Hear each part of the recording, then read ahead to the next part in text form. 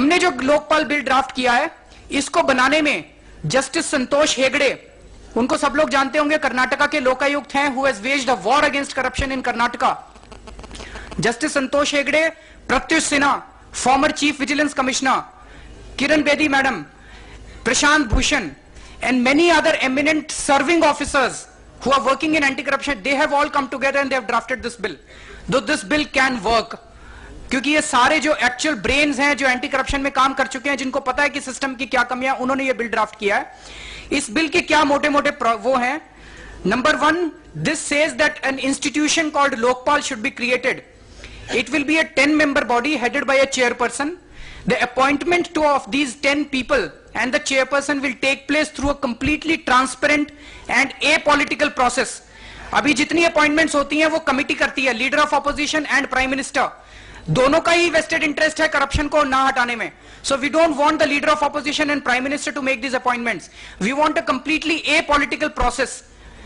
Secondly, that part of CBI which deals with corruption should be which deals with white collar crime, economic offenses, corruption, should be bifurcated from CBI, taken out of CBI, and should be placed at the disposal of Lokpal. Third is CVC should be wound up. CVC is merely an eyewash. It is merely a showpiece. CVC and the entire internal vigilance machinery of the country should be placed at the disposal of Lokpal. Fourth is Lokpal should have complete control, jurisdiction over politicians, bureaucrats and judges. Next is Lokpal shall have the powers to initiate investigations and initiate prosecution without needing any permission from the government. Next is कि public grievances, एक आम आदमी जब ration card बनवाने जाता है उसको रिश्वत देनी पड़ती है. अब अगर उसका समय सीमा में काम नहीं होगा, वो लोकपाल के पास आएगा. Lokpal will impose a penalty on that officer. It will be recovered from his salary and it will be given to that person as a compensation for harassment that he has suffered. अगर उसका समय सीमा पे काम नहीं होता है तो. Next is पिछले 8 महीने में 8 एक्टिविस्ट्स का मर्डर हो गया है. The people who raised voice against corruption, उनको प्रोटेक्ट करने के लिए गवर्नमेंट ने सितंबर में एक whistle blower protection bill parliament में पेश किया. And the funny part is it is such an I wash कि जो 8 लोगों का मर्डर हुआ है वो इसके जुरिस्डिक्शन में नहीं आते हैं.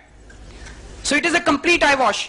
So we have said that Lokpal should have the power to provide protection to all the whistleblowers against professional and physical victimization. Then functioning of Lokpal should be completely transparent.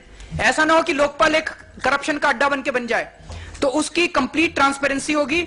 और लोकपाल के अंदर किसी officer के ऊपर अगर भ्रष्टाचार के आरोप लगते हैं तो 1 महीने के अंदर उसकी इन्वेस्टिगेशन होकर उसको सजा हो जानी चाहिए. He should be dismissed from the job.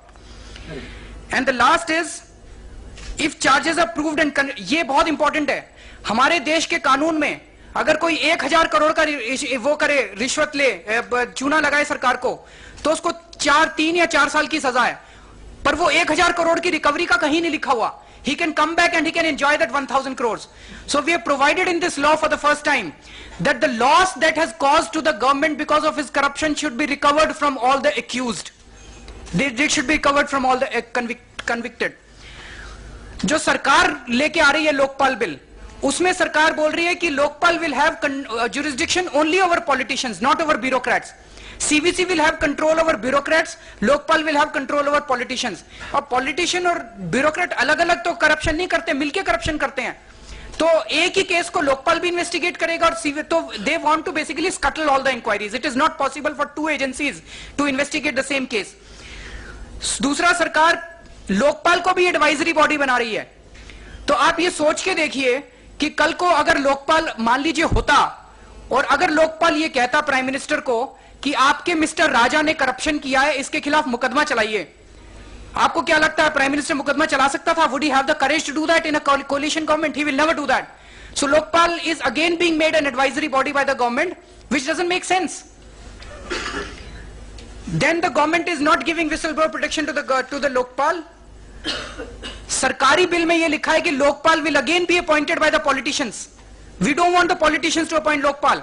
हमने जो कहा है, हमने कहा है कि the 2 senior most judges of the Supreme Court, 2 senior most chief justices of high courts, and the people who got Padma Vibhushan award last year, this should form the selection committee. and they should find the right kind of people from across the country, and they should be appointed as Lokpal. Sarkari bill jo hai, it is silent on internal transparency or accountability of Lokpal. So Lokpal will certainly become a hub of corruption. And last is the government bill is silent on the recovery of the loss that will take place to the government. So this is the bill that we are presenting to the government today. We are very, very grateful to Shri Ravi Shankar ji that he has supported this movement. Show the signature. With all the signatures of the people. He has just now signed this letter with his signatures, with everyone's signatures. This is signed by all of us present here. Everybody signed this. Everyone has signed this. And a copy of this will be given to the media. A copy of this letter, one letter is going to the Prime Minister requesting कि आप Lokpal bill enact कीजिए. दूसरा, a letter is going to the Chief Justice of India requesting that several cases are going on in Supreme Court. Please unshackle CBI from the clutches of the government.